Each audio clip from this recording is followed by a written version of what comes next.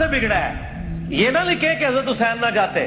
حضرت حسین تو اس وقت گئے کہ جب پورا انتشار پھیل چکا ہوا تھا. حضرت حسین کو تو جھوٹے مکار کون سا انتشار پھیلا ہوا تھا بتا.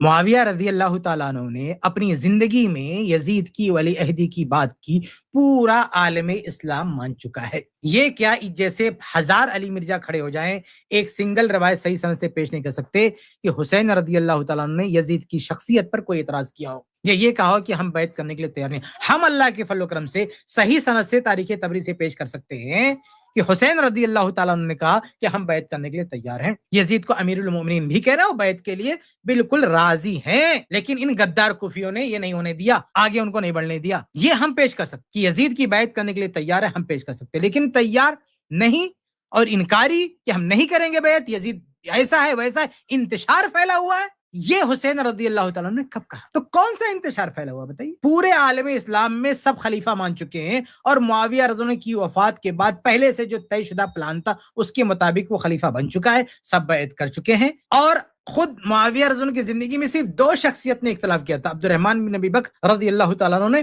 اور عبداللہ بن زبیر رضی اللہ تعالیٰ عنہ نے. ان دونوں سے اختلاف صحیح سند سے ثابت ہے, لیکن اختلاف کس چیز سے تھا؟ یزید سے نہیں تھا, معاویہ سے تھا اور ان صحابہ سے تھا جنہوں نے یزید کو خلیفہ بنانے کی بات کہی تھی. وہ بھی اختلاف یعنی عبد الرحمن بن ابی بکر کا اختلاف اور عبداللہ بن زبیر رضی اللہ عنہ کا اختلاف, یہ اختلاف یزید سے نہیں تھا, یزید سے کوئی پرابلم نہیں تھا, بلکہ عبداللہ بن زبیر رضی اللہ تعالیٰ عنہ کی تو صحیح سند سے روایت ثابت ہے. وہ کہہ رہے تھے کہ آپ اپنی زندگی میں کیوں نامزد کر رہے ہیں؟ اگر آپ اکتا گئے ہیں خلافت سے تو اب کیا کیجیے, آپ ہٹ جائیے, یزید کو بٹھا دیجیے, ہم بیعت کر لیتے.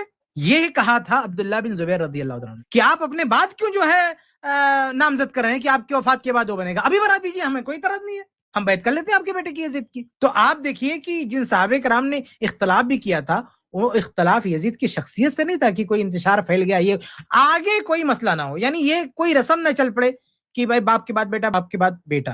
لیکن ایسا کچھ ہوا نہیں, یعنی ایسا نہیں کہ معاویہ رضی اللہ عنہ کے خاندان میں حکومت نہیں, معاویہ رضی اللہ عنہ کے بعد یزید, یزید کے بعد ان کا بیٹا معاویہ, اور چند سالوں کے بعد چند مہینوں کے بعد اس نے ریزائن کر دیا, اس کے بعد اس خاندان سے نکل گئی حکومت. سفیانی خاندان میں حکومت نہیں تھی, بالکل نہیں تھی. ایسا کچھ نہیں ہوا کہ اسی خاندان نے قبضہ کر لیا, یعنی یہ نسل باپ کے بعد بیٹا بیٹا, جیسے ان کے ہاں جو 12 امام ہیں تو 12 امام ایک ہی جو ہے خاندان کے, ایک ہی فیملی کے وہ گناتے ہیں.